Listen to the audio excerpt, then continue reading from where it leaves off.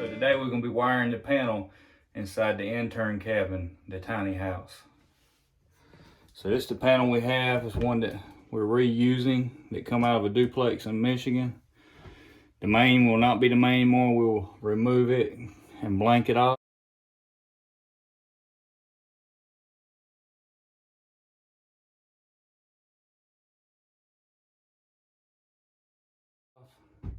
We're going to use a 30 amp 2-pole for the main because that's all we're going to have. This is going to be a sub panel.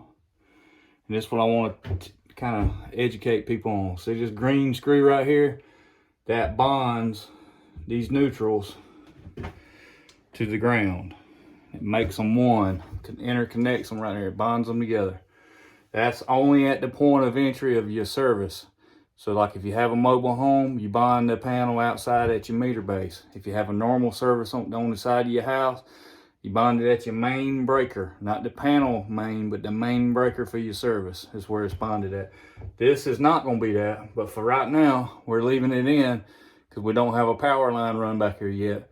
So temporarily, while we're working in here and stuff, we're going to be running generator power. So what we're going to do is drive a ground rod and run off that generator, and we're going to keep it bonded right here.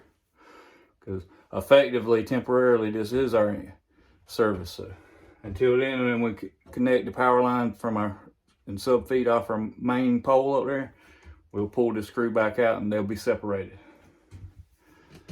Hope that helps people a little bit with that. And it's all about safety, because if you have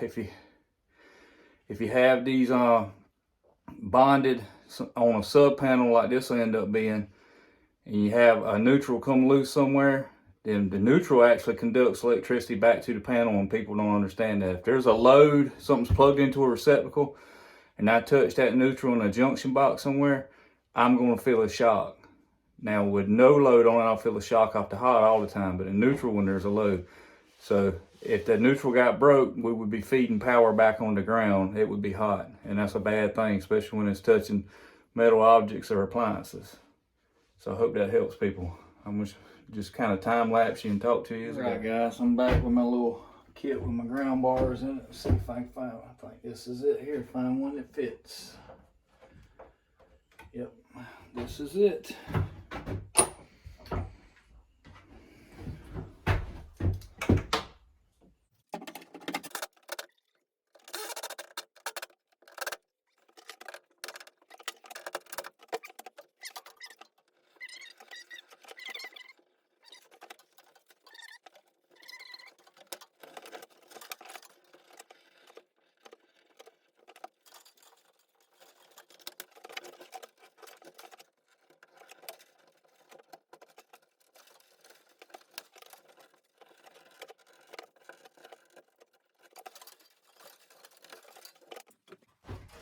All right, so I got all my wires, at least that I have pulled in here so far, stripped out.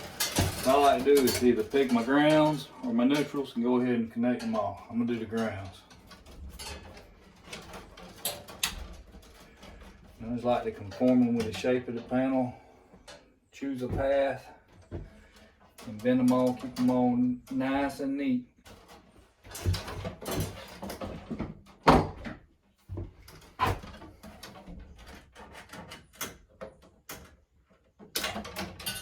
That's where I get the scrap that I use for receptacles. You can leave just an extra bit sticking out your boxes on your receptacles and your switches to do that.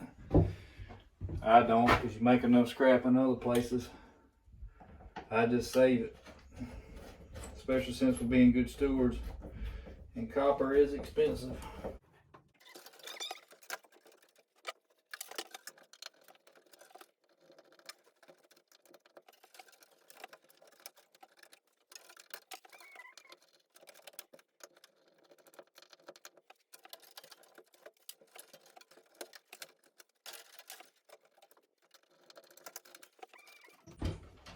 Now I got all my grounds, I'm gonna switch to my neutrals, start running them.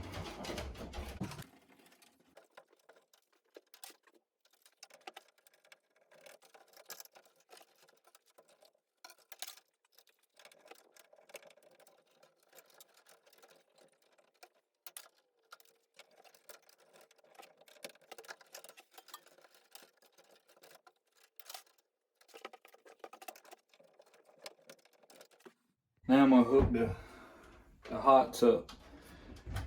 Now some of these breakers are gonna be changed out for other breakers when we get them, but for now they're gonna be in the same position, so I'm gonna go ahead and hook them up.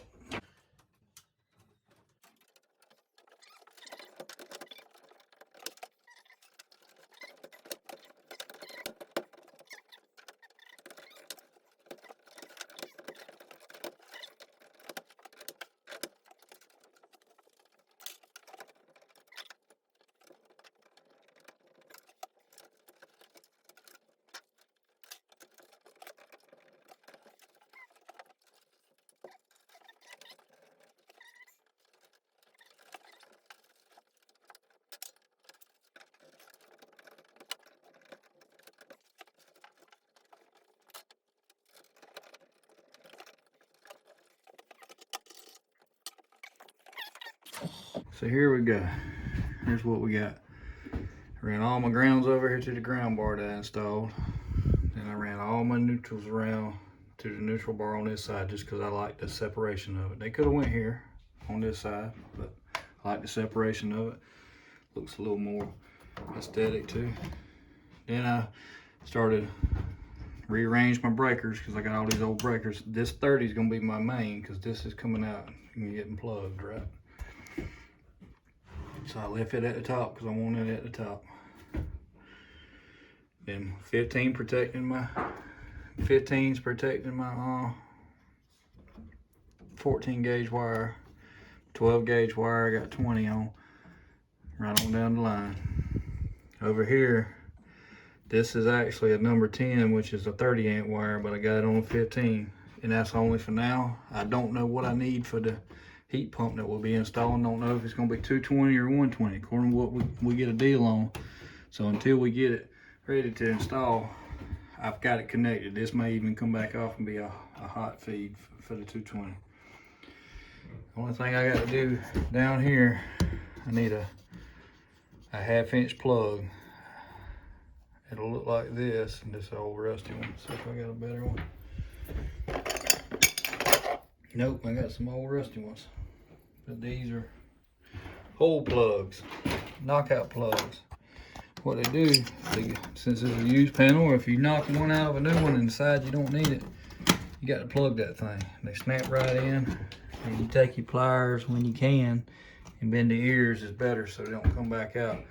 That way, if you have an arc in here, there's a fire inside this metal panel or an arc from a loose connection, whatever causes it, you don't have an open hole where it's throwing it fire into this void, into this cavity, right? Like right here, there's drywall behind that. Drywall is fire retardant. That's good. You're pretty well safe there. But these here, by code, they have to be plugged. So we got them plugged. Some inspectors make you cover these, but we're not worrying about that. But you want it to look neat, you can go back with zip ties and tie it up. And if I was doing this for a customer, I would save some of this jacket off of this Romex, cut little pieces for each one, and take a fine point Sharpie, and I would write the circuit where they're going to. So if these wires ever come off, that stays with it. And or the label on the door, panel door is lost, whatever stuff gets changed around, you know what it is. You can buy labels and build you a ledger and all that, but that's the best way. And so, but I know this, and this building ain't so big to figure out to begin with, so I got to go back and pull these old Romex connectors out after I get done. I got some more wires to pull in there from the top, just to for these lights in this room and maybe one other, the bathroom lights. So I'm gonna put them on separate breakers because I have all these breakers. Even though it's only a 30 amp service, I have all these breakers, so I'm gonna put them to use. And whatever's not used, I'll plug the holes up there as well. So all right, that's the panel.